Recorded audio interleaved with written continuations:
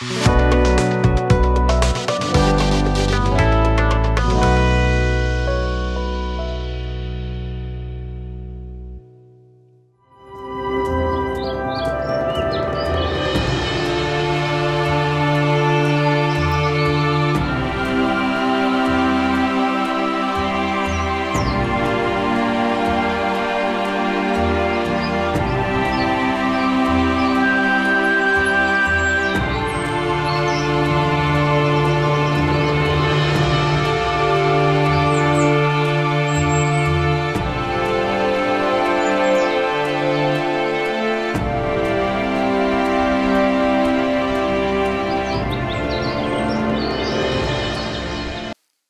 जीशु ख्रीष्ट अति बहुमूल्य नाम संपर्क इंडिया द्वारा प्रस्तुत कार्यक्रम नुआ सकाल आशार आज अध्याय मुझे आपण मान स्वागत जनाए। प्रभु आपण मान प्रत्येक को बाहुल्य रूपे आशीर्वाद करंतु। आज जो प्रसंग में आम आलोचना करवा आलोच्य प्रसंग होछि मृत्यु पूर्वर शेष इच्छा। मृत्यु पूर्वर शेष इच्छा अनेक शेष इच्छा थाए जे मरिबा पूर्वर मोर एटा इच्छा। अनेक इच्छा को प्रकाश करि पारंती, अनेक प्रकाश करि पारंती नहीं। अनेक लोग अपेक्षा करि मरिबा समय किछि कहिले कि से किछि संकेत देले कि लिखि देइछंती कि ए गुडे कथा में देखि थाउ। मु आज जनक विषय कहिबा पई चाहे से होचंती जोसेफ। से मरिबा पूर्व तांकर गोटे शेष इच्छा तांकर भाई मान को से जणाउछंती। जे आपण माने आदि पुस्तक तार 50 अध्याय 24 25 26 से हम देखि पारिबु। मु पढुछि अनंतर जोसेफ भाई मान को कहिले मु मरु अछि, मात्र परमेश्वर अवश्य तुम मान को तत्वावधान करिवे। पुणी एही देश रु तुम मान को बाहर करी जो देश देवा पाए अब्राहम इसहाक और जाकूब को निकट शपथ करथिले से देश को तुम मान को नहीं जिबे। और जोसेफ इस्राएल को संतान मान को एही शपथ कराइले परमेश्वर अवश्य तुम मान को तत्वावधान करिवे। से समय रे तुम्हें माने ए स्थान रु मोर अस्थि नहीं जीव। ए प्रकार जोसेफ 110 वर्ष बयस रे मले। तहिरे से माने तांकर सबकु प्रतिज्ञ द्रव्याक्त करी मिस्र देशर एक सिंधुक मध्य रखिले। जोसेफ मल्ला परे से आगु तो कहिचंती मु मले कौन करिवो तुमे मोर अस्थि को एठु नहीं कि जीव। मु आसिली सत कथा मु आसीबा पई चाहू नथिली प्रभुकर योजना क्रम आसिली आ प्रभु तुमको जत्न नेबे तुम्हें बाहरी जीव एठु। कारण मिस्र एमितिका जगह जे मल्ला पर भी जड़े लोक समाधि पाइबा इच्छा करिबनी। माने भाबी देखंतु लोक माने बंचिबा समय मिस्र रहिबा पे पसंद करूचंती, किंतु जोसेफ जानि छंती रही कि जे मृत्यु परे भी इवेन मोर शरीर मध्य मोर शव मध्य रहू एटा मु इच्छा करूनी। से कोठी अपना लोक मान को निकट संगृत हेबा पे चाहंती।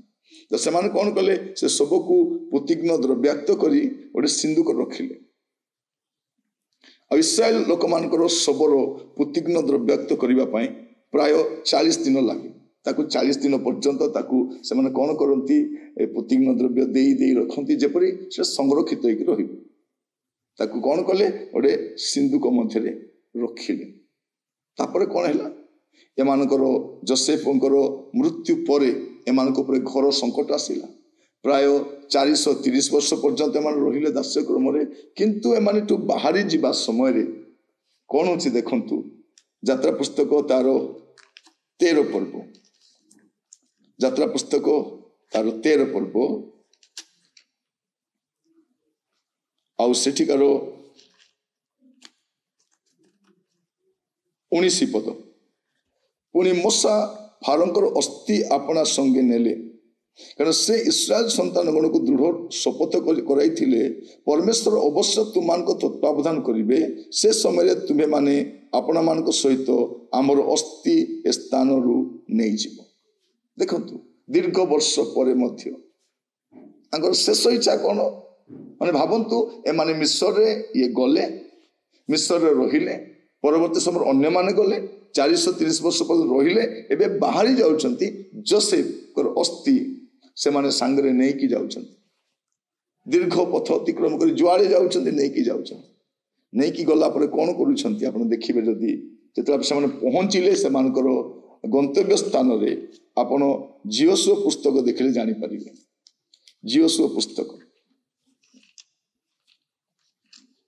तार 24 अध्याय 32 पद जाकुब 100 रौप्य मुद्रारे सिक्किम पिता हमर संतान मान जो भूमि क्रय करते सिक्किम स्थित से भूमि खंडक इस्राएल संतानगण जोसेफर जो अस्थि मिस्र आनी पतिले आ जोसेफ संतान मानकर अधिकार है माने देख तो दीर्घ दिन पर शेष इच्छा पूरा होमें बेले बेले आमर लोक मान शेष इच्छा को प्राधान्य दे न आम प्राधान्य देवा दरकार से शेष इच्छा आ सबुठ ये गोटे शिक्षण विषय कौन जे मिस्र रे मरी पारती किंतु पुनरुत्थान उठा समय से मिस्र नुहे प्रभु को लोक मानस तो उठा चाहती मुझे कहवाई चाहे गोटे समय अच्छी आपणकर प्रियजन मैंने जो मैंने विभिन्न स्थान में चली जाइए गोटे समय आसो से पुनरुत्थित हे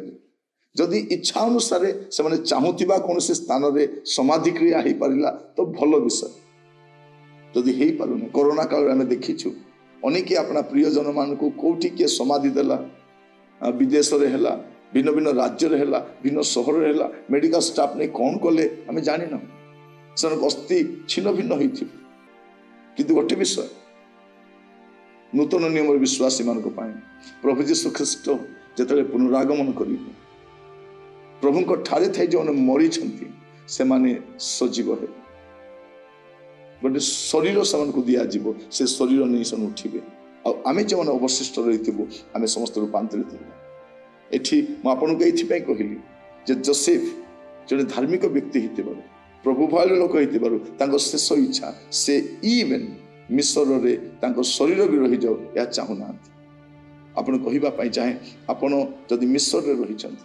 जगत रही जगत बाहरी जावाई प्रस्तुत हूँ जगत रही प्रस्तुत हूँ ये पाप रूप मिस्र आप बाहरी जी जो पुनरुत्थित हे आपण प्रिय लोक मैंने उठे प्रभु सहित मेघमाला नृत्य होगापी प्रस्तुत हूँ आसतु प्रार्थना करवा पिता परमेश्वर मुझे धन्यवाद दिए वाक्य जरिया आप मानस तो कथाई आपण नाम जयगान हो आपण नाम स्तुति हो प्रशंसा हो प्रभु परमेश्वर आम को दया कर प्रभु ए जगत रही रो प्रभु आम जेपरी आपण राज्य निमंते आकांक्षा करी से स्वर्गीय किणा निमंते प्रस्तुत हो पारू आम को अनुग्रह कर आदर महिमा आपणकर हो यीशु प्रिय नाम मागिली आमीन प्रभु आपण प्रत्येक को बाहुल्य रूपे आशीर्वाद करंतु नमस्कार।